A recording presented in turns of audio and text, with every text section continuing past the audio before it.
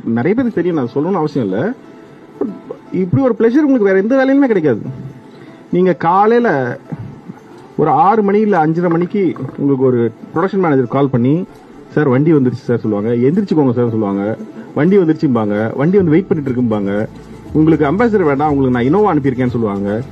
இதை முடிச்ச நேரம் நீங்க செட்டுக்கு போனீங்கன்னா உங்களுக்கு வந்து போன உடனே இளநீ கொடுப்பாங்க, ஜூஸ் கொடுப்பாங்க, அதுக்கப்புறமா பிரேக்ஃபாஸ்ட் கொடுப்பாங்க.